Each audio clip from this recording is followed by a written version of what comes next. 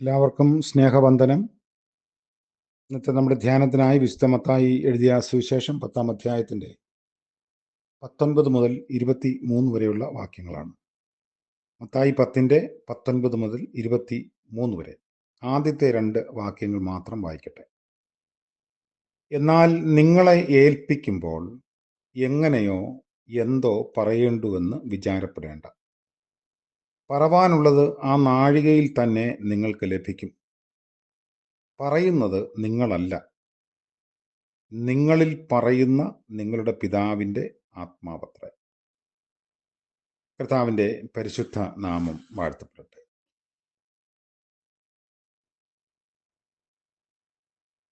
എപ്രകാരമാണ് നിങ്ങൾ പറയേണ്ടത്? ക്രിസ്തുവിനെക്കുറിച്ചും ദൈവരാജ്യത്തെക്കുറിച്ചും മറ്റുള്ളവരോട് പറയേണ്ടത് സ്വന്തം അഭിപ്രായമല്ല, വ്യാഖ്യാനവുമല്ല. ദൈവത്തിൻ്റെ ആത്മാവ് ആഗ്രഹിക്കുന്ന വിധത്തിൽ ദൈവത്തിൻ്റെ വചനം മറ്റുള്ളവരോട് പറയുന്നതാണ് സുവിശേഷ ഘോഷണം. സ്വന്തം താൽപ്പര്യങ്ങൾ സംരക്ഷിക്കുന്ന വിധത്തിൽ ദൈവവചനത്തെ വളച്ചൊടിക്കുന്നത് ഇന്നിൻ്റെ നേർക്കാഴ്ചയാണ്. എന്നാൽ കർത്താവ് അന്ന് തന്നെ അത് സൂചിപ്പിച്ചു. അവർ പറയേണ്ടത് അവരുടെ വായിൽ കൊടുക്കപ്പെടും. അവരിൽ കൂടെ ദൈവത്തിൻ്റെ ആത്മാവ് സംസാരിക്കും. അപ്പോൾ ദൈവത്തിൻ്റെ ഹിതം ദൈവജനത്തോട് പങ്കുവയ്ക്കുന്നതാണ് ദൈവവചന ഘോഷണം. കർത്താവ് ഒരു പരിശീലന കളരിയിലൂടെ തൻ്റെ ശിഷ്യരെ കടത്തിവിടുകയാണ്. എന്താണ് പറയേണ്ടത്? വ്യാഖ്യാനങ്ങൾക്കും മറ്റ് അറിവുകൾക്കും ഒന്നും അവിടെ സ്ഥാനമില്ല. ദൈവത്തിൻ്റെ ആത്മാവ് ആഗ്രഹിക്കുന്നത് മറ്റുള്ളവരോട് പറയാൻ ആ സമയങ്ങളിൽ ദൈവം അവരെ ബലപ്പെടുത്തും. ഇതായിരിക്കും യഥാർത്ഥ സുവിശേഷ പ്രഘോഷണം.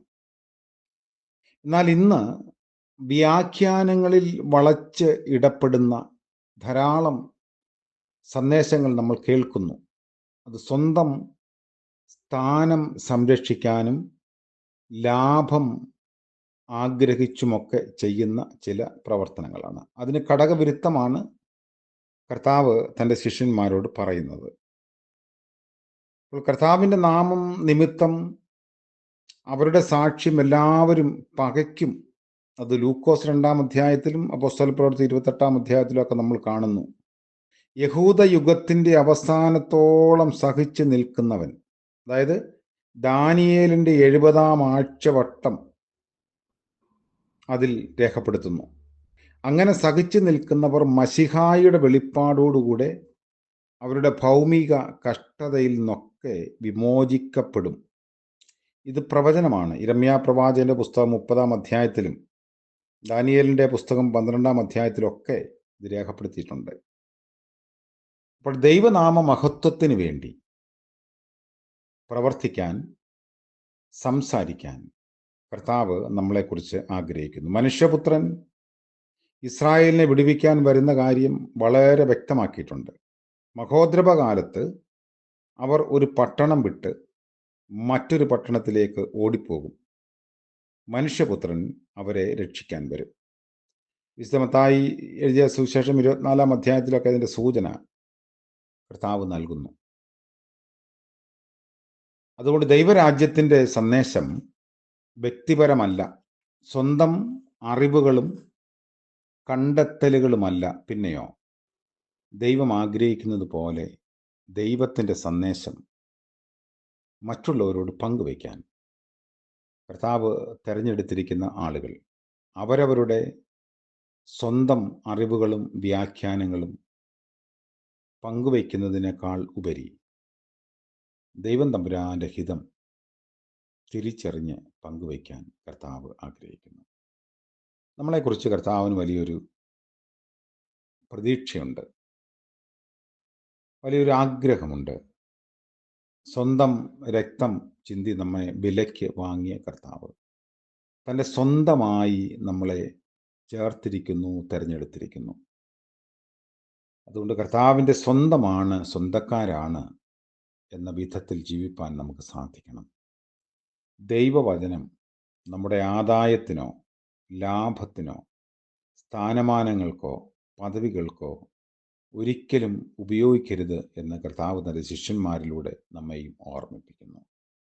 നമുക്ക് നഷ്ടങ്ങൾ വരാം, കോട്ടങ്ങൾ ഉണ്ടാവാം, പരിഹാസങ്ങൾ ഉണ്ടാവാം. എങ്കിലും ദൈവവചനം പങ്കുവയ്ക്കാൻ നമുക്ക് സാധിക്കണം. ലോത്തിൻ്റെ കാലത്ത് സംഭവിച്ച ആ വലിയ വീഴ്ചയിൽ ജനം ദൈവഹിതത്തിന് വിരുദ്ധമായും പ്രവർത്തിക്കുമ്പോൾ ഉണ്ടായ ദൈവത്തിൻ്റെ പ്രവർത്തനങ്ങൾ അത് മറ്റുള്ളവരോട് പറയാൻ ദൈവം തമ്പുരാൻ അവരെ ഒരു ഗണമായി ചേർക്കുന്നു.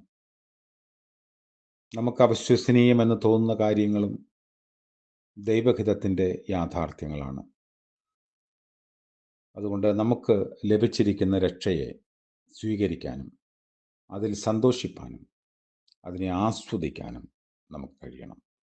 കർത്താവ് നമ്മളെ അനുഗ്രഹിക്കട്ടെ. പ്രാർത്ഥിക്കാം.